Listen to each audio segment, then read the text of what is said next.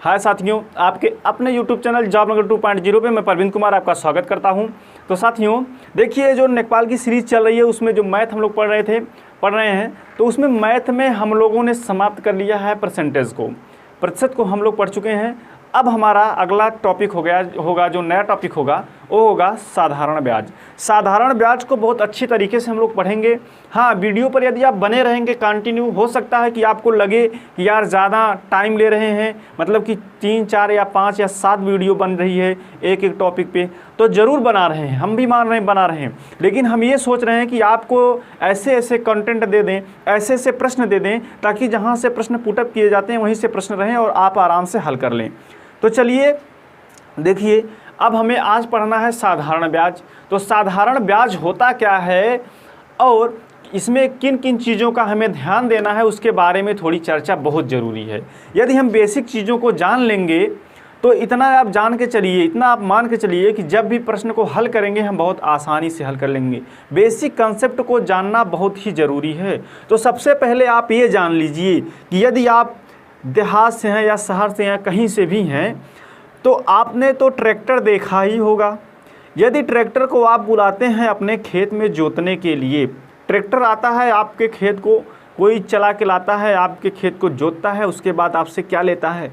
आपसे पैसा लेता है। मतलब आपने उस ट्रैक्टर को बुलाया, उस ट्रैक्टर का यूज किया, उसके बाद जब वह जाने लगा तो उसको आपने क्या किया? उसको आपने कुछ पैसा दिया। तो मान लीजिए कि वह जो ट्रैक्टर आया वह आपका क्या है? आप उसको प्रयोग करने के लिए उसको लिए, मतलब आप समझ लीजिए वो क्या है? वो आपके एक मूलधन है। आप उसको किसी से कर्ज के रूप में प्रयोग करने के लिए, यूज करने के लिए आप लाएं, आप यूज किए, उसके बाद अतिरिक्त आपने कुछ उसको पैसा दिया, मतलब वही ब्याज के तौर पे दिया। आप समझिए। तो जैसे हमें इसमें जानना क्या है? हमें इसमें जानना है मूलधन क्या होता है, समय क्या होता है, दर क्या होता है और साधारण ब्याज क्या होता है। इन चीज़ों को हमें जानना बहुत ही ज़रूरी है। तो चलिए आइए पहले देखते हैं कि मूलधन क्या होता है। मूलधन क्या?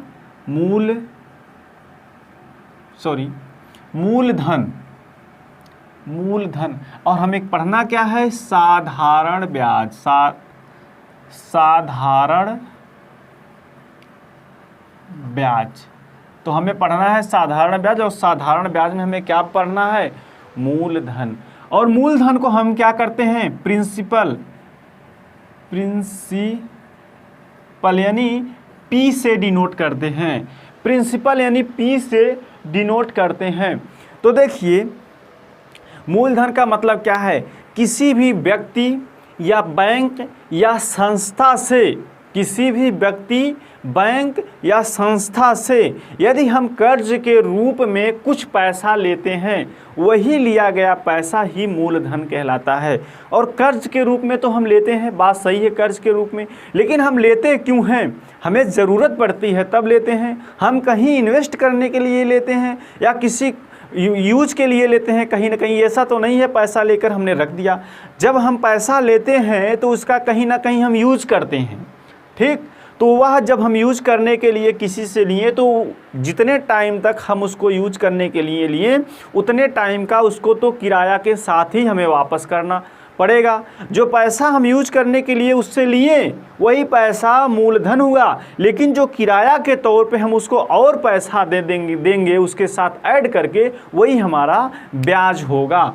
तो वही हमारा क्या होगा? ब्याज। तो हम मूलधन में लिख सकते हैं, क्या लिख सकते हैं? किसी व्यक्ति या बैंक या संस्था के द्वारा लिया गया कर्ज। इतना ही समझिए आप।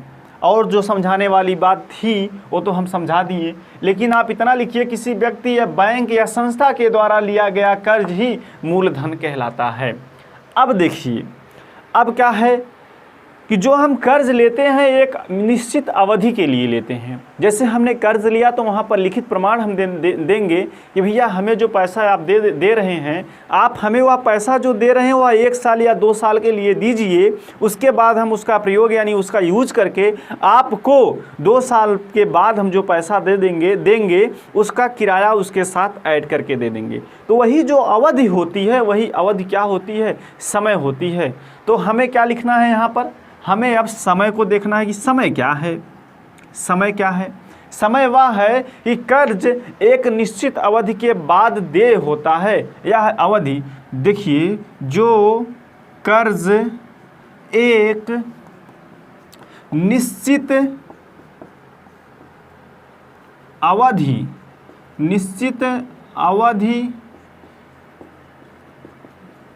के बाद देय होता है, वही अवधि समय कहलाती है। समय कहलाती है। तो हमने क्या क्या देखा? मूलधन को देखा, समय को देखा। समय से TIME यानी टाइम को किससे? T से डिनोट करते हैं। तो मूलधन प्रिंसिपल को P से और समय टाइम को T से डिनोट किया जाता है। चलिए अब आगे हमें क्या देखना है? हमें ब्याज देखना है।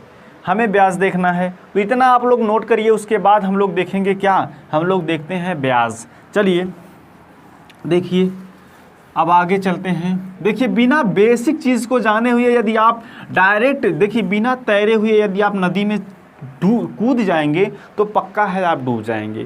पहले तैरना तो सीखिए। तो यही होता है बेसिक कंसेप्ट, आपको तैरना सिखाता है। उसके बाद तुरंत आप नदी में छलांग लगाइए, कोई दिक्कत नहीं है। चलिए देखिए हम लोग क्या क्या देखे हैं? मूलधन और समय देखे हैं। तो अब हम देखते हैं ब्याज। क्या देखते हैं? ब्याज। और ब्याज देखिए, ब्याज क्या होता है? इंटरेस्ट।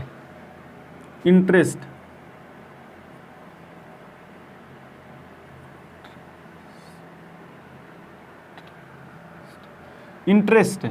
तो ये जो इंटरेस्ट लिखा हुआ है, इस इंटरेस्ट को हम किससे डिनोट करते हैं? इस इंटरेस्ट को I से डिनोट करते हैं।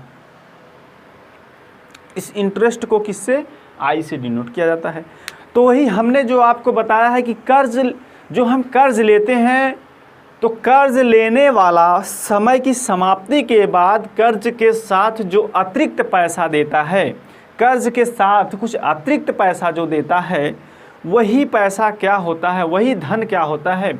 ब्याज होता है। तो हम इसको क्या लिख सकते हैं कि कर्ज लेने वाला व्यक्ति कर्ज लेने वाला व्यक्ति कर्ज के साथ एक निश्चित समय पे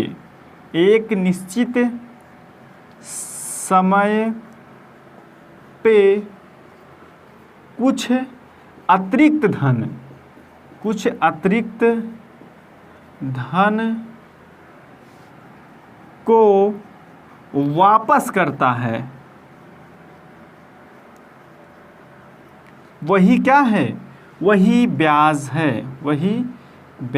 है। ठीक, देखिए कर्ज लेने वाला व्यक्ति कर्ज के साथ एक निश्चित समय पे कुछ अतिरिक्त धन को वापस करता है, वही ब्याज है। देखिए कर्ज भी देता है, उसके साथ उसका जो किराया होता है, जो कर्ज हम लिए हैं, जो पैसा लिए हैं, उस पैसे का जो किराया लगता है, वही तो ब्याज होता है ना, वही ब्याज होता है। बस उसी को हम जब दोनों को ऐड करके देंगे तो मिश्र धन बन जाएगा। यानी ब्याज को और मूलधन को जब ऐड करके देंगे तो क्या हो जाएगा? कर्ज लेने वाला व्यक्ति एक निश्चित, कर्ज के साथ नहीं रहेगा, कर्ज लेने वाला व्यक्ति एक निश्चित समय पे कुछ अतिरिक्त धन को वापस करता है, वही ब्याज कहलाता है। क्योंकि यदि कर्ज के साथ वापस करेगा तो वह मिश्र धन हो जाएगा। तो इस तरीके से इसको लिख लीजिए आप लोग ब्याज को। उसके बाद हम देखते हैं मिश्र धन। ठीक, अब आगे चलिए देखते हैं क्या मिश्र धन। मिश्र धन क्या है? मिश्र धन को देखते हैं। इन सभी चीज़ों को जान लेंगे तो बहुत आराम से लगा लेंगे। क्या है मिश्र धन? मिश्र धन मतलब ए से डिनोट करेंगे, क्यों? क्योंकि इसको बोलते हैं अमाउंट। क्या बोलते हैं? अमाउंट। तो इसको मिश्र धन से डिनोट कर लेते हैं। अब देखिए संपूर्ण राशि, संपूर्ण राशि का मतलब समझ रहे हैं? संपूर्ण राशि का मतलब ये है कि जो धन हमने जो धन लिया था वह धन प्लस उसका किराया दोनों को ऐड करके जो धन हम वापस करेंगे वही संपूर्ण राशि होती है और वही जो है मिश्र धन होता है। कहने का तात्पर्य यही है कि आपने जो कर्ज लिया उसी कर्ज को तो हमने मूलधन कहा था, उसी कर्ज को प्लस जो कर्ज आपने लिया उसके साथ जो आप किराया दे रहे हैं उसी को तो हमने ब्याज कहा था, प्लस ब्याज। और इन्हीं दोनों को ऐड करने के बाद हमारा क्या बना? मिश्र धन। परिभाषा क्या लिखना है इसमें? परिभाषा यही है, देखिए मूलधन मतलब जो आपका कर्ज है उस कर्ज को प्लस उस कर्ज का किराया जो आपने कर्ज लिया है प्रयोग करने के लिए, कोई भी वस्तु लें या पैसा लें या कुछ भी लें, यदि आप किसी से लेते हैं तो आपको उसका किराया देना पड़ता है। यदि आप कहीं भी जा रहे हैं, किसी प्रदेश में जा रहे हैं या कहीं भी जा रहे हैं और आपको ज़रूरत पड़ी मकान की यानी किसी एक रूम की, तो उस रूम में जाएंगे, रूम को यूज़ करेंगे तो रूम का किराया तो ज़रूर देंगे। और रूम का किराया जब देंगे तो ऐसा नहीं है कि रूम आप लेकर साथ चले जाएं, नहीं, रूम लेकर साथ नहीं जाएंगे, रूम को छोड़कर जाएंगे।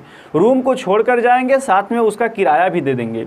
तो इस प्रकार से यूज करने के लिए कोई व्यक्ति यदि आपको धन दे रहा है तो उस धन को आपको उस धन को लेकर नहीं जाएंगे। धन आपको मिल रहा है, आप उसका यूज करिए, उसके बाद उसका धन आप वापस कर दीजिए और उसके साथ साथ आप उसका किराया भी दीजिए, वही ब्याज हुआ। और दोनों को ऐड कर देंगे तो वही मिश्र धन है। उसी दर को हम क्या कहते हैं? प्रतिशत कहते हैं। तो चलिए कुछ सूत्र है, साधारण ब्याज को सूत्र को लिख लीजिएगा। हाँ, केवल लिखिएगा, अगर आपको समझ में आए तो आप उससे हल करिएगा, लेकिन हमारे हल करने का कुछ मेथड अलग है, कुछ तरीका अलग है। हम यही समझेंगे, हम यही ज़्यादा अच्छा समझेंगे कि यदि आप हमारे ही मेथड को यूज करें। क्या है? सबसे पहले साधारण ब्याज बराबर साधारण ब्याज बराबर मूलधन गुणे दर गुणे समय बटा 100, इसको आप लिख लीजिए। उसके बाद देखिए क्या है, साधारण ब्याज बराबर हो गया। फिर चलिए दर बराबर निकालते हैं। दर बराबर क्या होगा? अब देखिए दर बराबर क्या होगा, ये जो साधारण ब्याज है ये हो जाएगा साधारण ब्याज गुणे 100 बटा मूलधन गुणे समय, ये हो गया। यदि हम समय को निकाल लें तो समय का क्या होगा? साधारण ब्याज गुणे 100 बटा मूलधन गुणे दर। देखिए यदि हम मूलधन को निकालें तो यही होगा साधारण ब्याज गुणे 100 बटा समय गुणे दर। तो इस प्रकार से यदि साधारण ब्याज निकालने के लिए पूछ दे तो ये सूत्र रखेंगे, यदि दर निकालने के लिए पूछ दे तो यह सूत्र का प्रयोग करेंगे, यदि समय निकालने के लिए पूछ दे तो इस सूत्र का प्रयोग करेंगे, यदि मूलधन निकालने के लिए पूछ दे तो इस सूत्र का प्रयोग करेंगे। तो इस तरीके से हमारा ये सूत्र रहा। हाँ, एक और है, यदि आपसे ब्याज पूछ दे, ब्याज पूछ दे तो देखिए ब्याज पूछ दे तो आपको क्या करना है, जो मिश्र धन होता है, अभी हमने आपको बताया था कि जो मिश्र धन होता है उसमें ब्याज और मूलधन दोनों ऐड होता है। तो उस मिश्र धन में से हम किसको माइनस कर दें? मिश्र धन में से यदि हम मूलधन को माइनस कर दें, मूलधन को निकाल दें तो हमारा ये ब्याज निकल के आएगा। तो इस तरीके से हम बस इसी सूत्र से हम पूरे प्रश्न को हम हल कर देंगे। लेकिन यहाँ पर जो हम यूज करेंगे, इन सूत्रों का यूज नहीं करेंगे। आप इस सूत्र को लिख लीजिएगा, आपको लगता है कि इसकी ज़रूरत है तो आप यूज करिएगा, लेकिन हमारे जो प्रश्न होंगे हम इन सूत्रों से उस प्रश्न को हल नहीं करेंगे। देखिए मेथड हमारा नया रहेगा। चलिए आप लोग अब इसको लिख लिए होंगे उम्मीद है। चलिए मिटाते हैं कुछ प्रश्न, एक आध दो प्रश्न कर लेते हैं। प्रश्न क्या है? पहला प्रश्न है, प्रश्न में दिया है, देखिए छोटे स्तर के प्रश्नों से उसके बाद हम धीरे धीरे आगे बढ़ेंगे। पहला प्रश्न दिया है कि मनोज ने एक सेठ से 5,000 रुपया 10% वार्षिक ब्याज की दर से 2 वर्षों के लिए लिया। वह ब्याज के रूप में कितनी राशि का भुगतान करेगा? देखिए ब्याज के रूप में कितनी राशि का भुगतान करेगा। क्या है कि देखिए 10% की दर से और 2 वर्ष, क्या है 2 वर्ष। इसको पहले लिख लेंगे दर वर्ष और पूरा मूलधन लिख लेंगे। मूलधन कितना है? 5,000। 5,000 मूलधन है, दर 10% है, वर्ष 2 है। तो अब देखिए हमारा मूलधन हम 100 मान के लगाएंगे, 100 है, तो हमारा ब्याज कितना होगा? देखिए ब्याज कितना होगा? 10%। 100 का यदि हम 10% निकालेंगे तो 10 रुपया होगा 1 साल के लिए, और 2 साल के लिए यदि 2 का इसी में गुणा कर देंगे तो कितना हो जाएगा? 20। यानी 1 साल का 10 रुपया हुआ तो 2 साल का कितना हुआ? 20 रुपया। कहने का मतलब है इस तरह हम यदि निकालें या ना निकालें, लेकिन यदि हम दर का और समय में केवल गुणा कर दें तब भी हमारा ब्याज निकल के आ जाएगा 100 रुपये के ऊपर।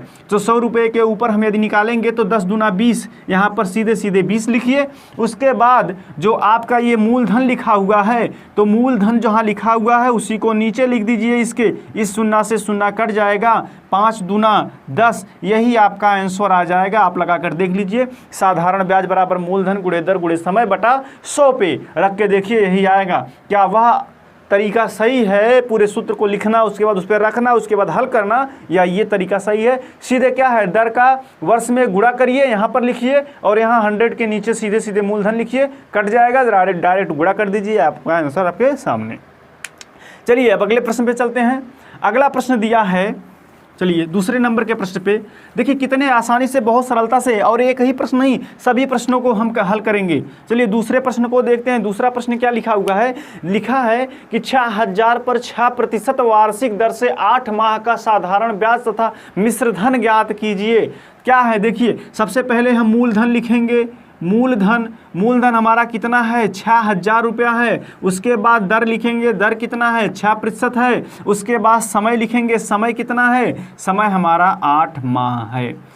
यदि 8 माह है तो इसको हम क्या करेंगे? वर्ष में बदलेंगे, तो 8/12 करेंगे, क्योंकि 12 देखिए 1 वर्ष में कितना होता है? 12 महीना होता है, इसलिए 12 से भाग दे देंगे। 4 दूना 8, 4 तिहाई 12। देखिए यहाँ पर कितना निकल के आ गया? 2/3। हमने आपसे कहा था कि यदि आप 100 मान के लगा रहे हैं तो आपको ब्याज निकालना है, सीधे दर का और समय का गुणा कर दीजिए। यदि 2/3 है, आया यहाँ पर समय 2/3, इसका दर में गुणा, दर से गुणा कर देंगे तो 3 दूना 6, 4 आ गया। देखिए 2 दूना 4 बराबर कितना आ गया? 4। तो ब्याज के रूप में देखिए मूलधन 100 पे मान रहे हैं, तो उसके बाद जो ब्याज के रूप में आया है कितना आया है? ब्याज के रूप में 4 आया है। ब्याज के रूप में 4 ही तो आया है, लेकिन मूलधन कितना दिया है? 6,000। इस जीरो से जिस जीरो कैंसिल, 60 यहाँ बचा, 6 चौके 24, कितना हो गया? 240 आपका ब्याज हो गया। ब्याज कितना हुआ? 240। आपसे मिश्रधन भी पूछा है। चलिए ब्याज 240 आया, मूलधन कितना है? मूलधन 6,000 है, तो 6,000 प्लस 240 ऐड करेंगे तो 6,240 आएगा, और यही हमारा मिश्रधन होगा। मिश्रधन हमने आपको बताया था कि मूलधन प्लस ब्याज को जोड़ देंगे, हमारा वही क्या होगा? मिश्रधन होगा। तो आपका जब ब्याज का आंसर पूछे तो 240 और मिश्रधन का पूछे तो 6,240 दोनों पूछा है। पहले ब्याज पूछा है, ब्याज बताइए, उसके बाद मिश्रधन पूछा है तो हम दोनों बता देंगे। चलिए इस प्रकार से ऐसे प्रश्नों को हल कर देंगे। क्या कोई दिक्कत आ रही है? कहीं कोई समस्या नहीं आनी चाहिए। बहुत आराम से प्रश्नों को हल किया जा रहा है। जिस तरह से प्रश्न बोला है उसी तरह करते हुए चले जा रहे हैं। चलिए दूसरा नंबर हो गया। अब तीसरे नंबर के प्रश्न पे चलते हैं। तीसरे नंबर के प्रश्न को हल करते हैं। तीसरे नंबर के प्रश्न को देखिए, प्रश्न में कुछ है नहीं, कुछ है नहीं, आपको समझने के लिए आप वीडियो को पॉज करके समझ सकते हैं आराम से, या स्लो मोशन में लगाकर उसके बाद समझ सकते हैं, स्लो करके समझ सकते हैं। चलिए तीसरे नंबर के प्रश्न पे चलते हैं। तो तीसरे नंबर के प्रश्न में लिखा है कि 400 रुपया मूलधन पर 400 रुपया मूलधन पर कितने वर्षों में 5% वार्षिक दर से साधारण ब्याज की राशि 100 रुपया होगी। क्या लिखा है देखिए, 400 मूलधन दिया है, मूलधन कितना दिया है 400 रुपया। उसके बाद क्या दिया है, उसके बाद दर दिया है, दर कितना दिया है 5%। उसके बाद ब्याज दे रखा है, ब्याज कितना दे रखा है 100 रुपया, ब्याज कितना दे रखा है 100 रुपया। और आपसे क्या पूछ रखा है, आपसे समय पूछ रखा है। तो समय यदि आपसे पूछ रखा है, हमें क्या करना है, हमें मूलधन क्या मानना है 100 मानना है। हमने आपसे कहा था कि समय और दर को गुणा करेंगे, दर का गुणा करेंगे तो तुरंत हमारा ब्याज निकल के आएगा। तो चलिए समय और दर का गुणा कर दीजिए। दर तो 5 वर्ष है लेकिन समय कुछ नहीं दिया है, तो समय को टी मान लेते हैं। तो गुणा करेंगे तो 5t आ जाएगा। चलिए यहाँ 5t लिख देते हैं, यहाँ 5t लिख देते हैं। मूलधन पे देखिए क्या दिया है 400 यहाँ लिखते हैं, और उसके बाद इस 0 से 0 कैंसिल, 5 चौके 20, मतलब 20t जो आया है यही हमारा ब्याज निकल के आया है। और यह ब्याज आपके सामने जो लिखा है 100, यही तो है। अब देखिए 20 25 100, मतलब t बराबर कितना आ गया 5 वर्ष। आपके सामने t का मान पूछा है, t बराबर 5 वर्ष। क्या कोई दिक्कत है, क्या बहुत समय लग रहा है, क्या लगाने में कोई समस्या आ रही है? नहीं आनी चाहिए। बहुत आराम से प्रश्नों को हल करते हुए जा रहे हैं हम।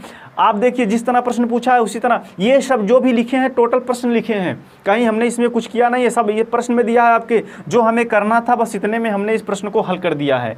चलिए अब अगले प्रश्न पे चलते हैं, तीसरे चौथे नंबर के प्रश्न पे चलते हैं। आप लोग जल्दी जल्दी इस प्रश्न को हल करिए। आप लोगों को क्या करना है, आप लोगों को बस यही करना है कि वीडियो को रोक कर उस प्रश्न को समझिए। चलिए अगले प्रश्न पे चलते हैं। अगला प्रश्न दिया है कि 2500 का 5% वार्षिक दर से 219 दिन का साधारण ब्याज क्या होगा। तो चलिए देखिए, P मतलब मूलधन कितना दिया है 2500 रुपया दिया है, मूलधन कितना दिया है 2500 रुपया। तो 2500 रुपया हम यहाँ लिख देते हैं। उसके बाद दर दिया है कितना, दर कितना दिया है, दर बराबर कितना होता है R, और R कितना दिया है, R दिया है 5%। उसके बाद समय कितना दिया है, समय दिया है, समय कितना दिया है, समय दिन में दिया है 219 दिन, 219 दिन। अब आप समझिए कि एक वर्ष में कितना दिन होता है 365 दिन होता है। तो 219 हम 365 से भाग दे देंगे, 219 भागे 365। इसको यदि हम काटेंगे, देखिए इसको काटिए आप, क्या किसी संख्या से कटेगी, कटेगी किस संख्या से कटेगी, या 73 संख्या से कटेगी, 73। तो 73 से यदि हम काटेंगे तो 73 3 त्रिका 9 मतलब 3 और नीचे 5, यानी कितना आ जाएगा, इसको काटेंगे तो 3/5 आएगा। क्या आएगा 3/5। यदि देखिए समय आ गया 3/5 और दर दिया है कितना 5, तो यदि हम क्या करेंगे यहाँ पर मूलधन यानी P कितना मान लेंगे 100, और हमें क्या निकालना है ब्याज यानी इंटरेस्ट बराबर I, हमें ब्याज निकालना है। तो ब्याज निकालने के लिए हमने आपसे कहा था दर में इसका समय से गुणा कर देंगे, यानी 3/5 में यदि हम 5 से गुणा करेंगे तो ये 5 5 कैंसिल हो जाएगा, 3 बचेगा तो यहाँ लिख देंगे 3। अब देखिए करना क्या है, यहाँ पर 2500 P के पास 2500 हम रखेंगे, ये 0 से ये 0 कैंसिल हो जाएगा, 25 तिया 75, और ये जो 75 रुपये आया है यही ब्याज आया है। ये जो 75 रुपये आया है यही ब्याज आया। क्या कोई समस्या हो रही है, क्या लगाने में हमें कहीं सूत्र की ज़रूरत पड़ रही है? देखिए हम यहाँ ये आपको नहीं कह रहे हैं कि यह नया मेथड है, ये पुराना ही मेथड है, आपके सूत्र का ही मेथड है। बस उसमें से कुछ चीज़ें ऐसी हैं जो हमें लगा कि यह लिखना फालतू है, यह लिखना और बताना व्यर्थ है। जो हमें मेन चीज़ चाहिए वह चीज़ यहाँ से तुरंत निकल के आ जा रही है। तो हमें प्रश्न पढ़ने से, प्रश्न समझने से और उत्तर देने से मतलब है। तो इस प्रकार से हम ऐसे प्रश्नों को हल कर देंगे। तो साथियों देखिए यह रहा प्रश्न हल करने का तरीका। इसी तरीके से हम पूरे प्रश्न को, पूरे साधारण ब्याज को हल करेंगे। इसी तरीके से हम साधारण ब्याज के साथ साथ चक्रवृद्धि ब्याज को भी हल करेंगे। आगे जितने भी टॉपिक पढ़ाएंगे कहीं ना कहीं इसी चीज़ से, इसी तरीके से रिलेटेड रहेंगे सभी चीज़ें। तो साथियों देखिए यदि वीडियो अच्छी लगी हो तो प्लीज़ यार चैनल को सब्सक्राइब कर लीजिएगा, वीडियो को शेयर कर दीजिएगा, लाइक करिएगा। फिर कल मिलेंगे, तब तक के लिए धन्यवाद। जय हिंद, जय भारत।